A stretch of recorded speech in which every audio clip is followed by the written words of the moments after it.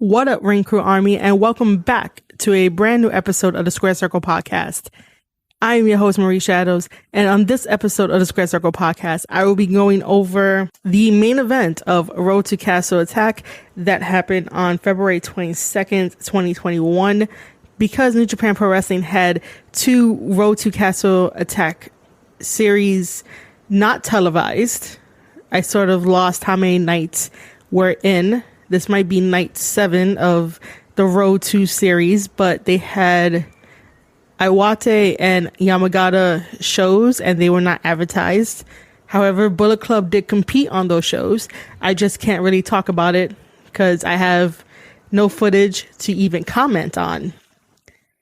But if you have made it this far with me on this podcast, thank you so much for listening to all of my New Japan Pro Wrestling podcast episodes, whether that be on anchor.fm/Square Circle Podcast, Spotify, Apple Podcasts, Google Podcasts, and also now YouTube. I have decided to revitalize my YouTube channel and put up my podcast episodes on there. We are currently at 60 subscribers. I need 40 more to make 100 so I could get that special URL. But in the meantime, search up Square Circle Podcast and you guys can find it there. I have been having such a wonderful time reviewing, giving the play-by-play, and giving you the full analysis with the backstage comments on all the Road to series, meaning Wrestle Kingdom 15, then talking about New Year's Dash, and then starting the Road to the New Beginning series, coming to the New Beginning, and then the Road to Castle Attack. And now we're so close to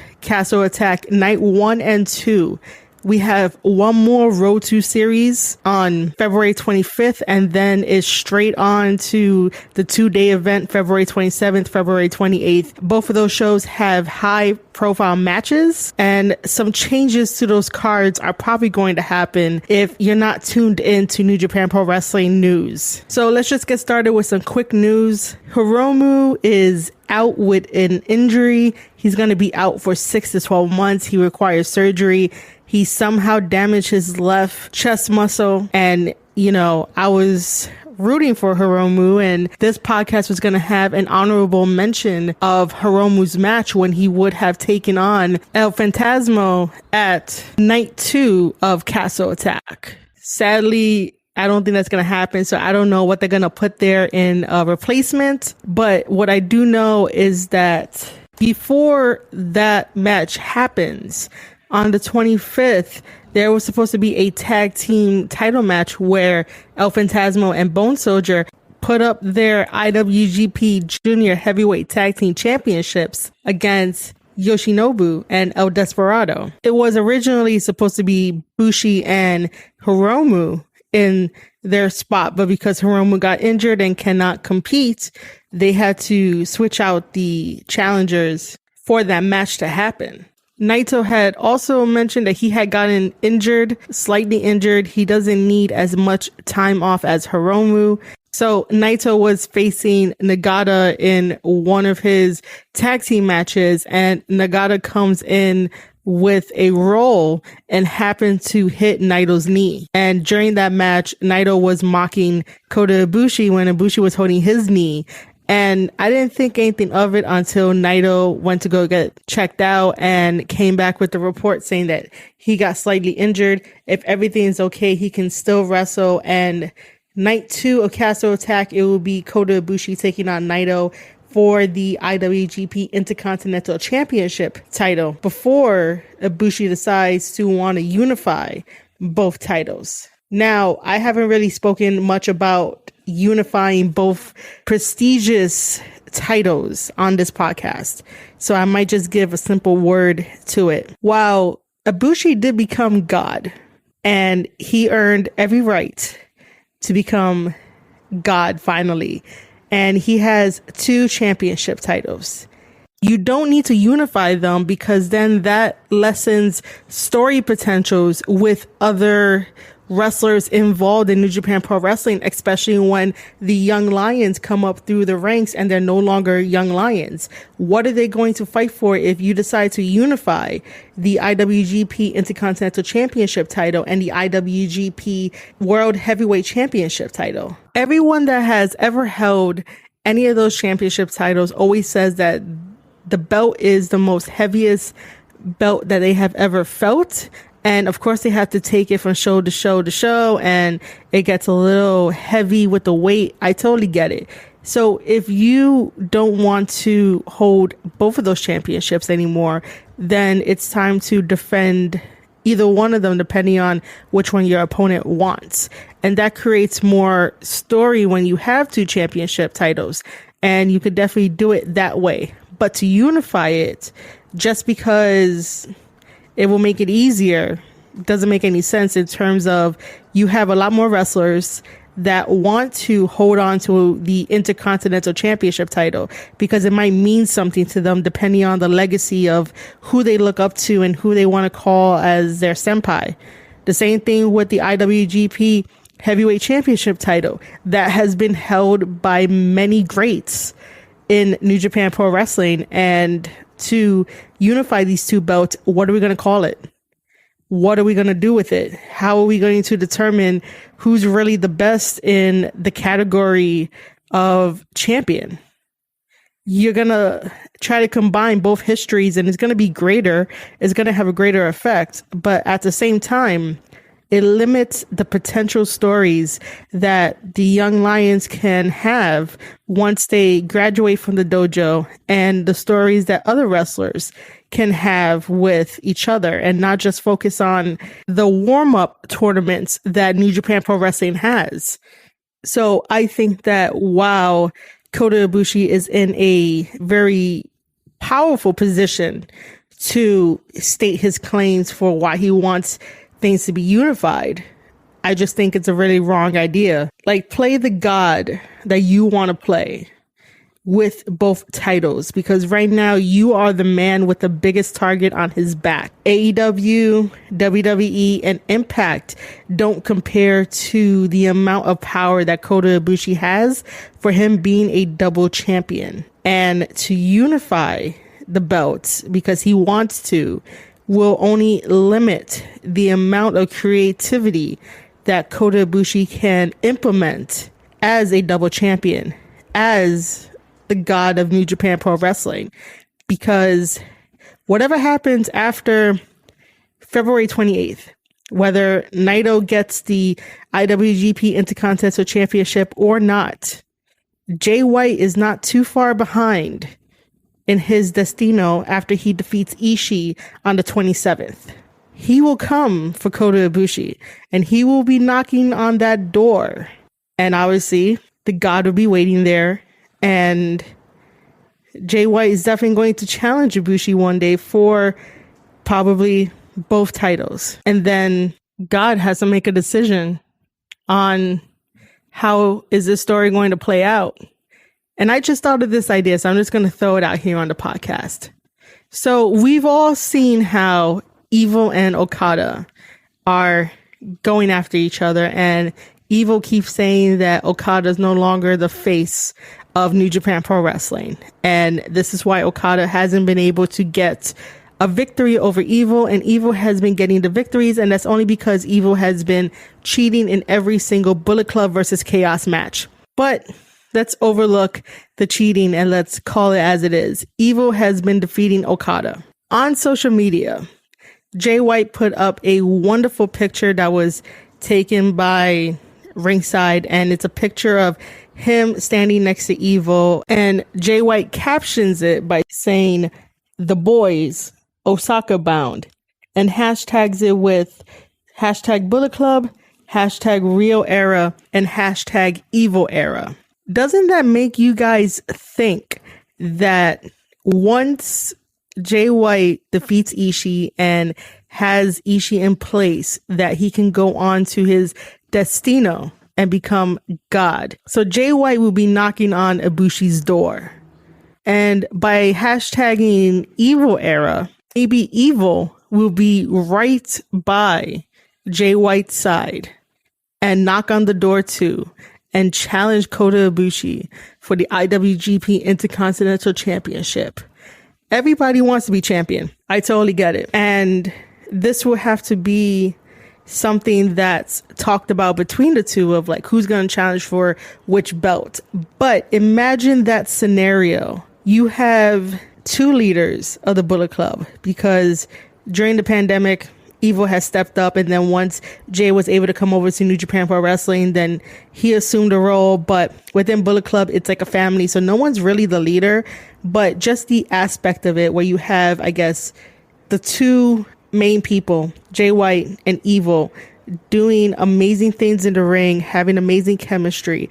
And then if you guys saw that picture on social media, it looks fantastic. And the story there is powerful. So imagine both of those guys challenging Kota Ibushi, one for the heavyweight championship, the other for the Intercontinental Championship. And Bullet Club will reign supreme. And Bullet Club as a whole will be the kingdom and ruler of New Japan Pro Wrestling. While you have Jay White assuming the role of God with a lowercase g, and Evil just being evil and everything is evil and just ruling over the New Japan land. And you have GOD, still IWGP Tag Team Champions.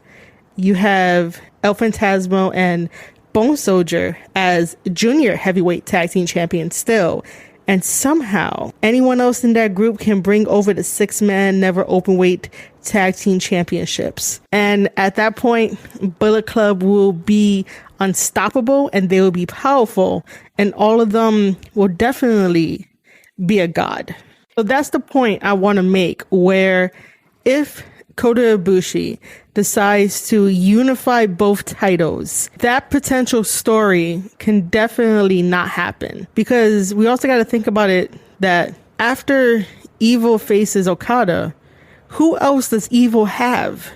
Evil doesn't have anyone else to step up to him. So why not follow along on Jay's path, and both of them can accomplish their destinos by just being champions and by dethroning Kota Ibushi off of his kingdom of where he sits. Wouldn't that be a lot more intriguing than having both titles be unified? And then no story can definitely come from that, because you're going to be fighting over one championship title again. I'm all for new ideas in pro wrestling and new ideas for championship titles and everything else that comes with it. But sometimes you need championships to fight for. And I know I'm supposed to be getting into the main event, which is Jay White teaming up with Evil, taking on Okada and Ishii, which was a very fantastic main event. But let me just quickly jump into the backstage comments from Jay White, because I want to point out something of what he said. He mentioned that his match with Ishii doesn't include a title, but the story build between him and Ishii ever since February 1st of him coming back to New Japan Pro Wrestling and attacking Ishii and blaming him for all of his faults and blaming him for not getting the championships around his waist, and that Kota Ibushi won the match at Wrestle Kingdom 15, has felt so special. And there's so much substance built around it that I'm just intrigued about what's the next step for Jay White to do. What's the next step for Ishii to do? Is Yoshihashi and Goto going to help out Ishii this time? Are they going to bend the rules and just get a slap on the wrist with Jay White? Is Jay White going to have the Bullet Club always back him up? Or what's really going to happen? So these two guys create a wonderful story. And I'm sort of glad that at this moment, it's not for a championship title, because they make it feel so much important than a championship title. And that's just how the story plays out. It's a worthy story that follows Jay White's descent into madness. The way he decides to fight Ishii in every single match that they had ever since the road to the new beginning, plus the road to Castle Attack. Each match is something different.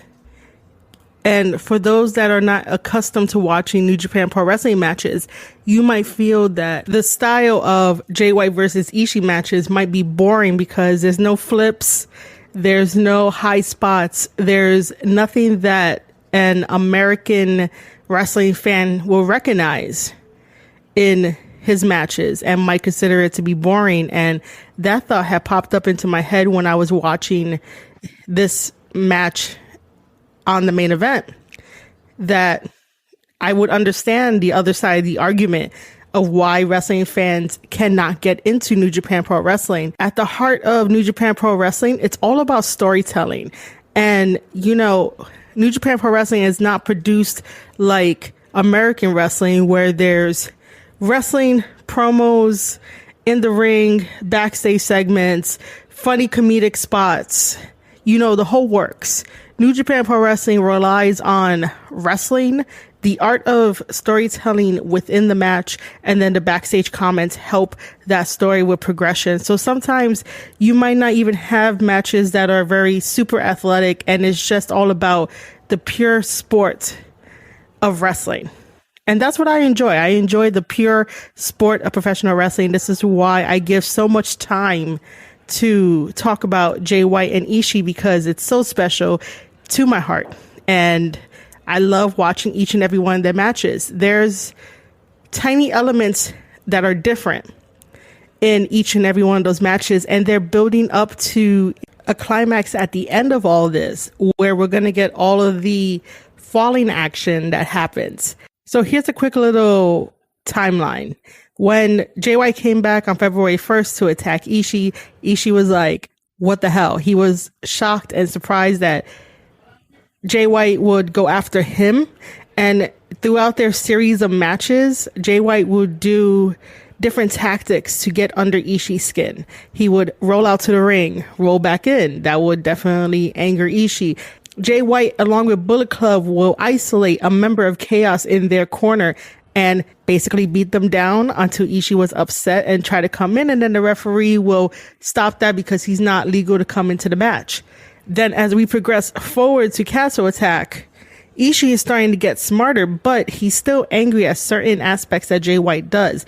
And Ishii has learned that every time Jay White tries to roll out to the ring, he should roll out with him to stop him and bring him back into the ring. So he's countering everything that he's learning and observing from Jay White. However, Jay White is still always one step ahead of Ishii. So no matter what Ishii does, the result will always be the same, meaning that Jay White will always get Ishii angry and use that anger against Ishii for Ishii to make mistakes, for Jay White to capitalize.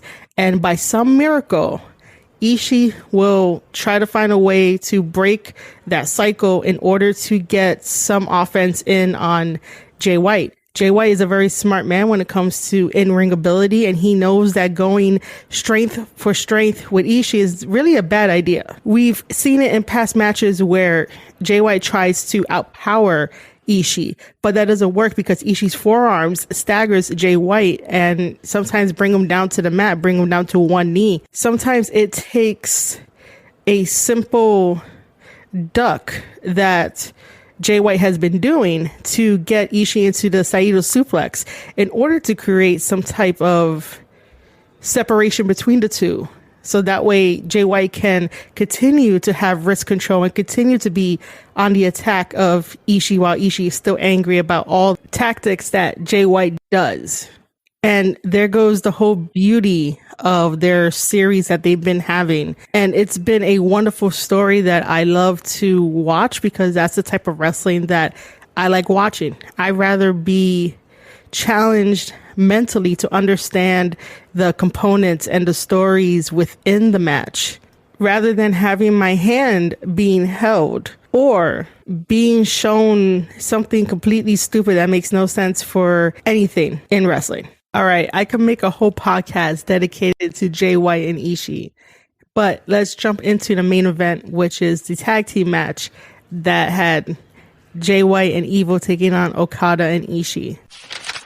We start off with Ishii versus Jay White. Jay tries to roll out of the ring. However, Ishii follows him. This is what I was talking about before, where Ishii is getting smarter about all the tactics that Jay White is doing. So he's following him. However, there's a setback to when you want to follow your opponent because you don't want your opponent to continue to doing the same tactics.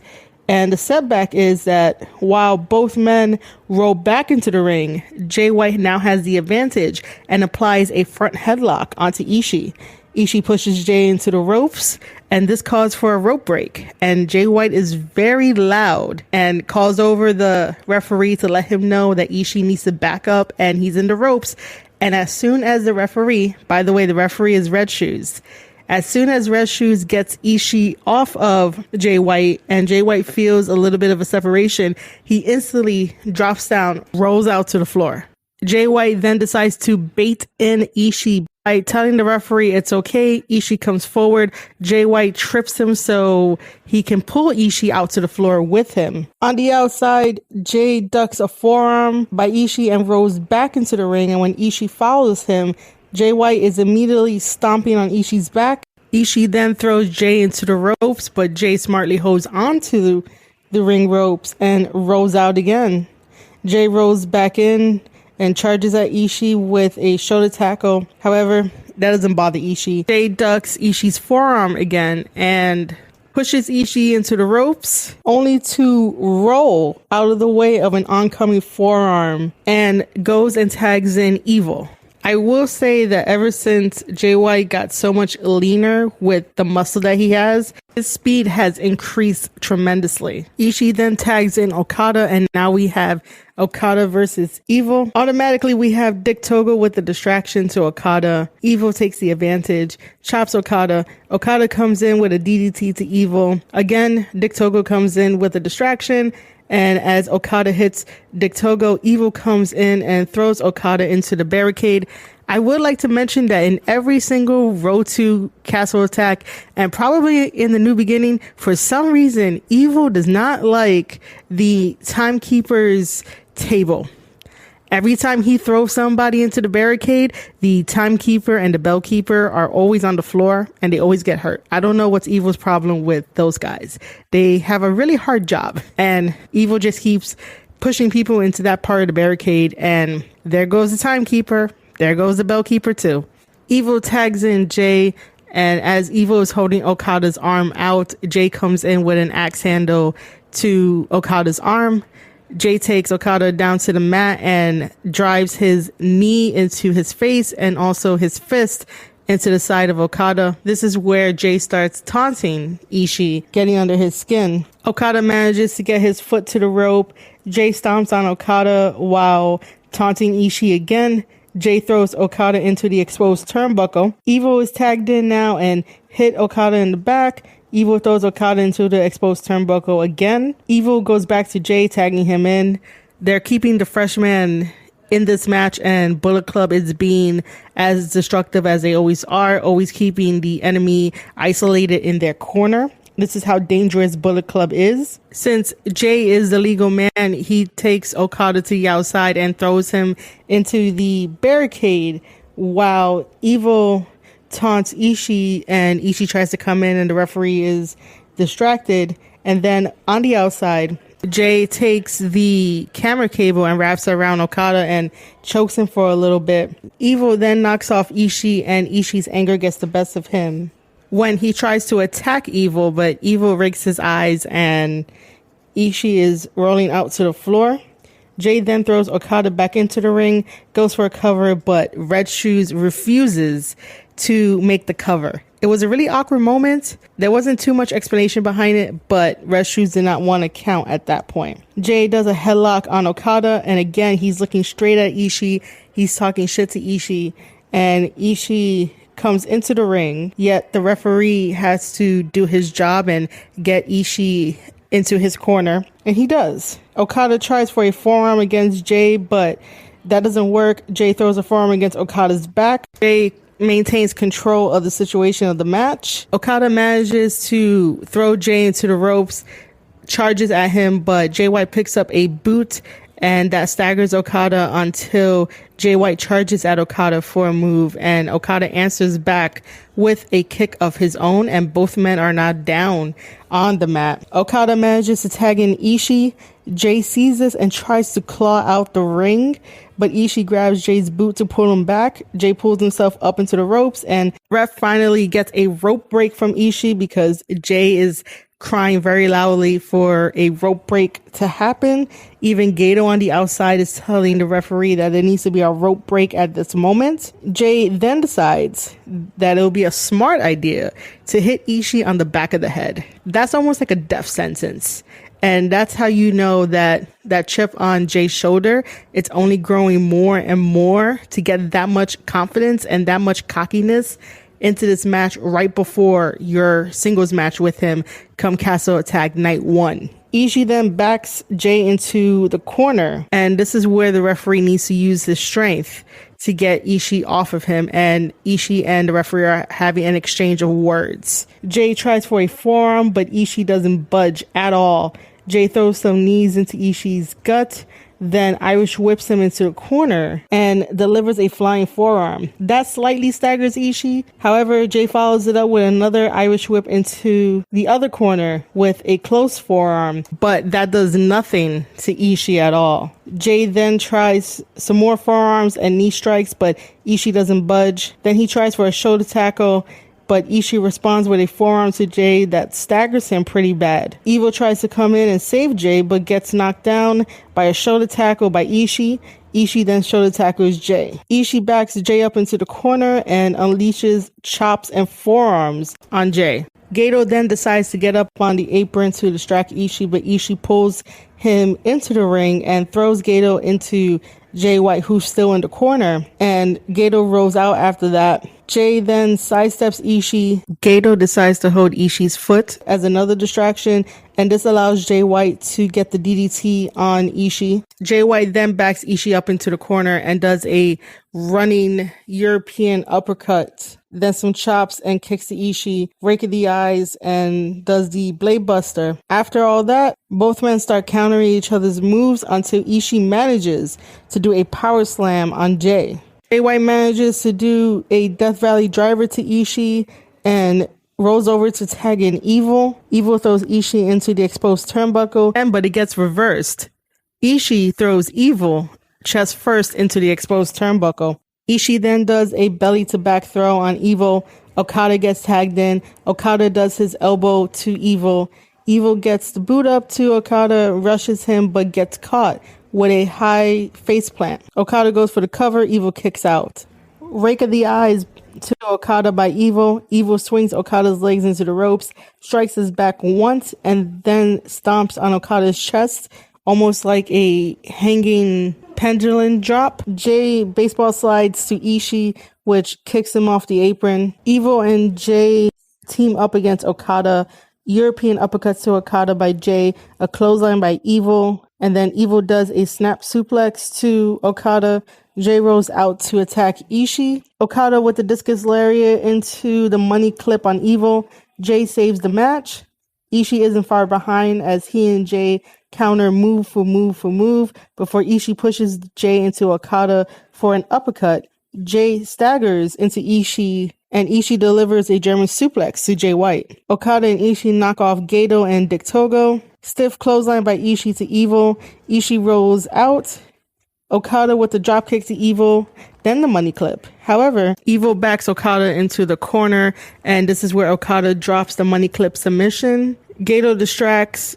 Dick Togo decides to choke Okada out, and this allows Evil to do the STO, which is his finisher called Everything is Evil, and that allows Evil to pick up the victory over Okada in this match. So Bullet Club gets the victory over Chaos in the main event of the Road to Castle Attack. And now we get the post-match beatdown because both Jay White and Evil aren't satisfied. Evil beats up Okada. Okada's out to the floor, and Jay White automatically goes after Ishii and uses his Jay White switchblade towel to choke out Ishii. And it really works. It put Ishii to sleep, and Jay White was super proud of his work, and even the young boys that came in to try to stop them. That didn't work. And I just want to give a shout out to Gabriel Kidd. Poor Gabriel Kidd. First, Jay White is trying to teach the young boys how to clap, and the young boys don't listen to Jay White at all.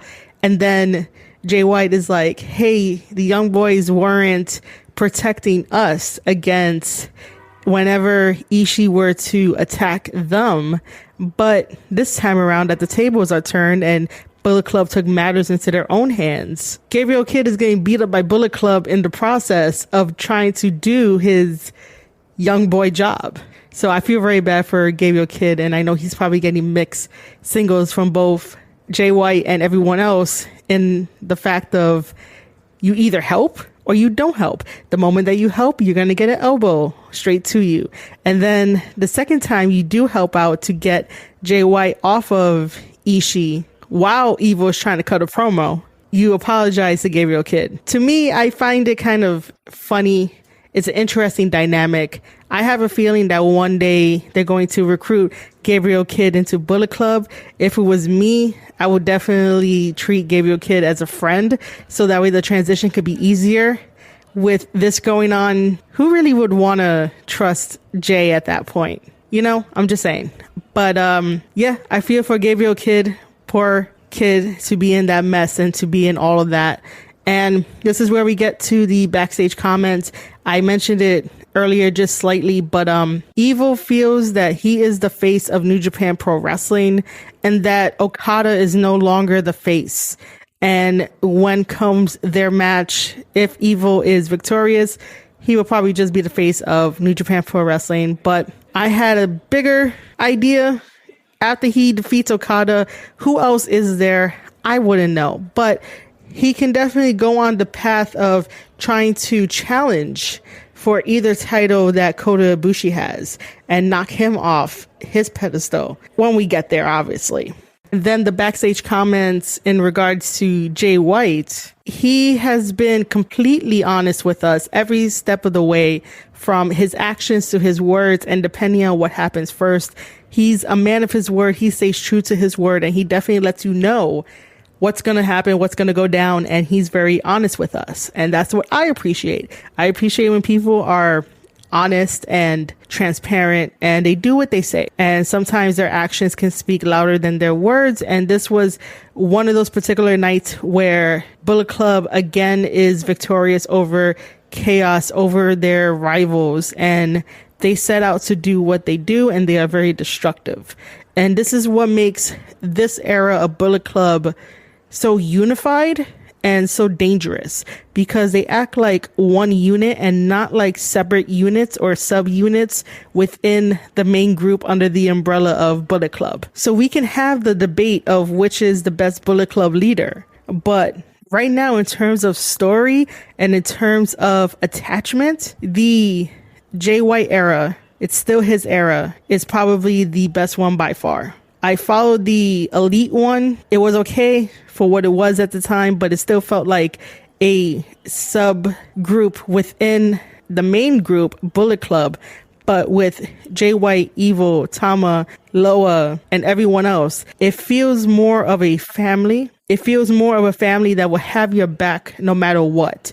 And that's what Bullet Club was always about, having family and having people's backs and always being out there to make sure that everyone is doing their part and no one is really slacking off. Not saying that anyone is slacking off in Bullet Club right now. They're the hottest thing going, and every one of my podcast episodes talk about something Bullet Club related, something Jay White related, and something Evil related, because all I can see right now is Evil on the up and up, and the chemistry within Bullet Club is fantastic. It's the most cohesive chemistry I've seen, and there's no other chemistry like it when you look at other stables or factions, whatever you want to call them. I'm just happy to be covering professional wrestling, and I'm happy to be covering Bullet Club and all of Jay White's matches, because there's something special from a creative standpoint and from a writer's perspective that I highly appreciate whenever I watch it and whenever I break it down for you guys. So with that being said, I can go all day talking about Jay White, talking about Ishii, talking about the creative process, and maybe some fantasy booking. But let me not do that. That would be for another episode, or if anyone wants me on their podcast to talk about New Japan Pro Wrestling or wrestling in general, hit me up. And you know how you can hit me up? Follow me on Twitter at Marie_Shadows. I'm always active on Twitter, so don't be shy. Come say hi. You guys can also leave me a voice message on anchor.fm/Square Circle Podcast. Anchor is the official home of the Square Circle Podcast for all audio formats. If you guys have Spotify, Apple Podcasts, Google Podcasts, I'm on there as well. Just search up Square Circle Podcast. And guess what? I also have a YouTube channel. I currently have 60 subscribers on my YouTube channel. I need 40 more to get 100 so I could get that special URL. So help me out. Drop me a sub. Hit that notification button. Give this podcast, which is going to be a video format, a thumbs up. Leave a comment on there too. I'll get back to all your comments.